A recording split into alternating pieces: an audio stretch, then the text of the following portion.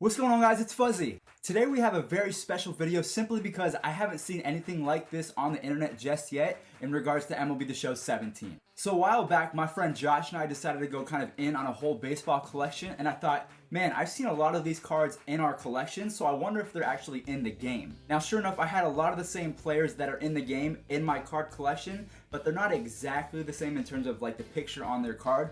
But it's pretty cool because what we're going to do is we're going to just briefly go over some of them and then read off the stats of when the card was printed and see how good they were at that point in time. So without further ado, let's get into it. I'm so excited. I hope you guys are too. And don't forget to subscribe because we have so much more content coming. Summer is almost here, so be on the lookout. We're about to explode. So the first card is actually the coolest card that we have because it's actually in MLB The Show 17. You get it once you complete the Padres collection. This is Padres Willie Mcovey. Not many people have this card in its exact form, and it's pretty cool that it's in the game.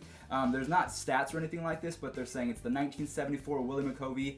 I think that's pretty cool. Next up, we have Cal Ripken Jr., easily one of the greatest shortstops of all time. I think he played, was it like 2,100 and something games straight, so he was called the Iron Man for a reason. Didn't miss many games, and when he did play, this dude could hit and field. We have another card, Will Clark. He's a diamond in the game. I think he's a 92 rating. He was really good. Not many people know who Will Clark is, but I think he's one of the all-time great left-handed hitters and first basemen.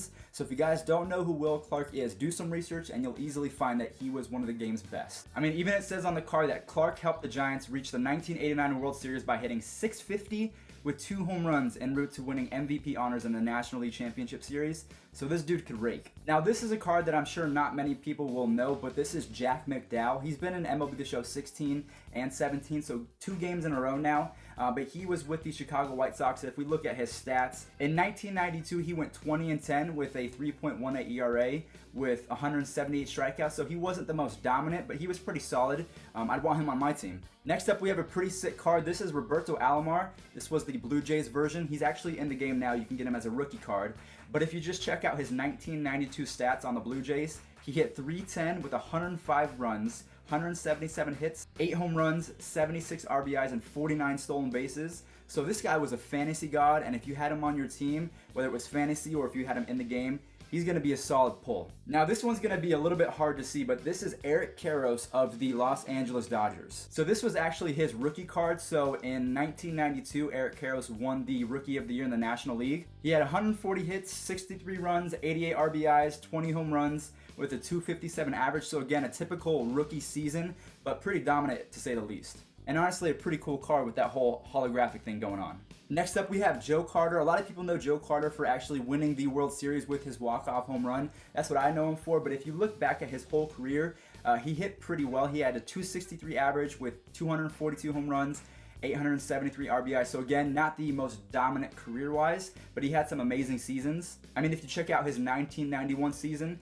he hit .273 with 33 bombs, 108 RBIs, and 20 stolen bases. So an all-around threat on the field. It's a really good card right here. Tony Gwynn, one of the greatest hitters of all time. I wish he was still alive. That damn tobacco, what it does to you. But Tony Gwynn, honestly, I think top 5 purest hitters of all time, up there with Ted Williams, Joe DiMaggio, just pure hitters that could hit any pitch that you threw them. So the best season on this card was in 1989 when he hit .336 with 203 hits, 82 runs, and 40 stolen bases. So this is an amazing card, and I'm really glad that I found this. So the next card is just kind of a funny one because while he's in the game as an announcer and a card, we have Reynolds. Now, he was not the best player. I'll be the first to admit that.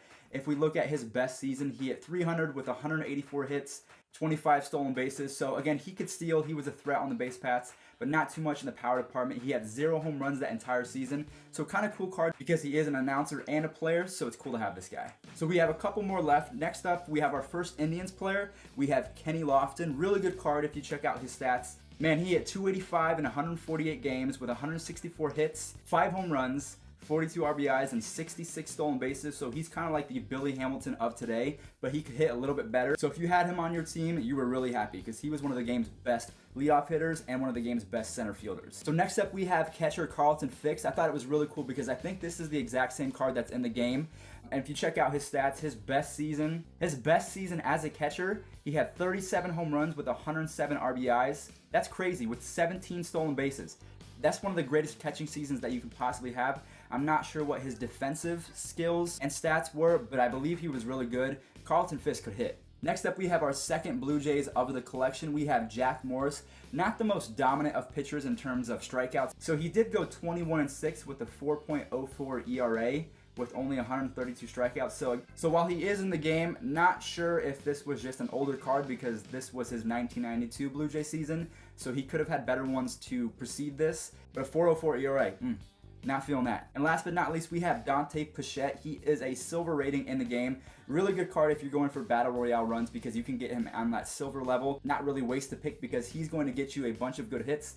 If we check out his stats, well, there is no stats, but if there was, it would tell you that he had pretty good contact, pretty good power. Didn't have the best arm, but he could field. Not the fastest of guys, but a pretty good all-around card just to kind of round out our collection. And that's pretty much going to do it for today, guys. I thought that was pretty cool just to kind of delve into our baseball card collection and pull out the best cards that are in MLB The Show 17 and show you guys in person of what they look like. If you guys enjoyed, don't forget to leave a like and subscribe, and I will see you guys tomorrow in the next video. Take care. Peace.